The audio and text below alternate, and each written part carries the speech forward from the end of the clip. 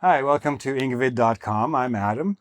In today's video, we're going to look at vocabulary, and it sort of looks like phrasal verbs, except there's a twist here. We're not actually looking at phrasal verbs. We're looking at nouns with prepositions that have a slightly different meaning when they're put together than the two words. And if you'll notice, all of these combinations use a body part. Now, the difference between these and a phrasal verb is that all of these combinations need a separate verb in order to work. So for example, thumbs down or thumbs up, you're going to need the verb because this by itself is not a verb. You have the noun, thumb, you have up, you have down, regular preposition. Remember, phrasal verbs, you have a verb and a preposition creating a different meaning. Here we have a noun and a preposition, and we need the extra verb. So, give a thumbs up or give thumbs down. Basically, when you're giving thumbs up or when you get a thumbs up, so it could be give or get.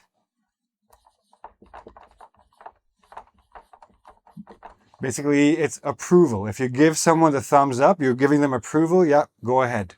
If you're getting the thumbs up, means you've received approval or permission from a higher authority, go ahead. Thumbs down, obviously decline, reject something, right? So if you want to start a new project, you go to your manager or your boss and you say, I have a great idea for this project. Can I go ahead with it? And then you come out and your coworker says, oh, how'd it go? He goes, well, he gave me a thumbs down, or I got a thumbs down. Okay. And that's what this means. Rejection or approval. Leg up. So basically you have or you get. And you'll notice that a lot of these use get and have as their verb.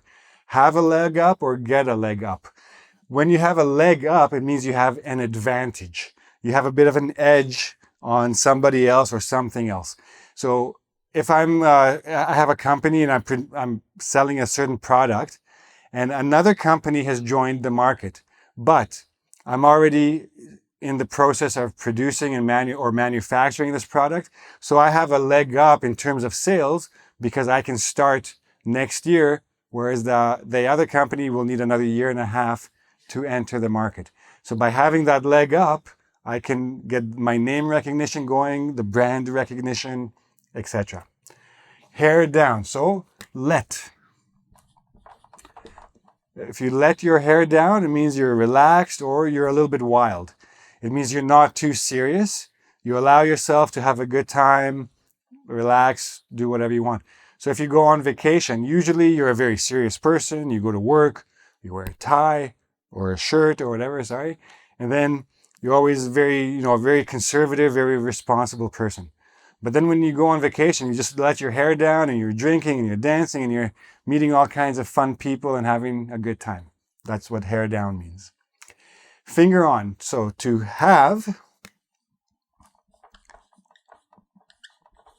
your finger on something or to put your finger on something, okay? So you have your finger on something means you have your finger on the pulse of the nation, or you have your finger on the situation. It means you understand it. You understand the situation, or you understand the feeling very well. When you put your finger on it, means you identify. It's very similar. You identify something. So I know what this is, but I can't put my finger on it. I can't exactly identify what this thing is. Okay? So put a finger on. Eyes on. So keep your eyes on. So to keep one's eyes on, basically just watch. Watch carefully, make sure nobody steals it.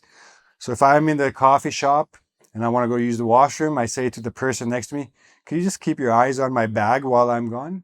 And this person will just keep an eye on, watch it, make sure nobody does anything to it.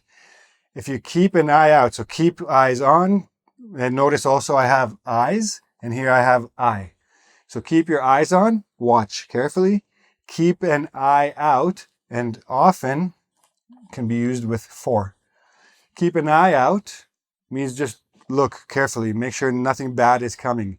Keep an eye out for means pay attention for something specific, okay? So if you're doing something bad, let's say when you were a teenager, you're in the back of the of the plaza and you're smoking your first cigarette. So you're always, keeping your eye out, make sure no adult comes or no police come. And then if you get somebody else does something bad, like somebody does drugs, then they keep an eye out for police. So something more specific, okay? Not promoting either of those things, just giving you an example in English. Head up or chin up. So again, keep your head up. Now, chin up can be a verb or keep your chin up as a noun. Both of them essentially mean the same thing. Let's say you had a basketball game and you lost. And your coach tells you, you guys played a great game, you put a good effort, keep your heads up. Chin up means be proud of yourself. Don't feel dejected, don't feel sad, don't feel upset about whatever happened. Keep your chin up, be proud, okay? Now, heads up. Again, notice that I have the head with an S, heads. It doesn't mean you have more than one head. Usually when somebody shouts heads up, and usually heads up, right? Like they do it very loud, it means that something is flying in the air. Everybody should look up to see where it is, and it's a warning. Now, realistically, if something is flying in the air and somebody yells heads up, most people automatically go down because they know something is in the air. If you put heads up, then you might get hit in the head. So it's a little bit risky. That's just a warning shout. And you're shouting it to many people. That's why many heads. Okay? Head around. In this case, again, it could be a verb. Head around the building means go around the building. But if you're talking about as a noun, oh, sorry, I got the wrong color here. You try to get your head around something. It means you have a problem or something that is very difficult to understand.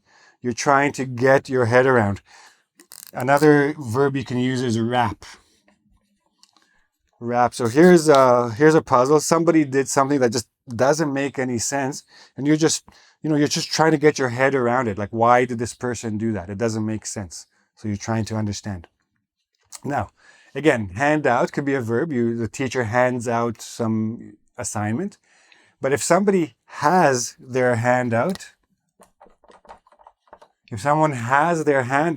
it means they're asking for help, or they're asking for money, or they're asking for charity, right? So that's what to have one's hand out means, to ask for something. To have a stomach for. To have a stomach for something means to be able to tolerate it, okay? If you don't have the stomach for high-risk maneuvers, let's say you're driving and you want to make some really fast turns or things like that, some people don't have the stomach for it. It means they're too afraid, or they can't stand it, or they get sick, or whatever. If you do have the stomach for something, it means you're willing to try to do it, okay? And now here, two expressions. Back up, to have your back up, or to have your back up against, like against the wall, for example, okay? So again, back up could be a verb, to back up, or to back up your computer, but here we're talking about your actual back, right?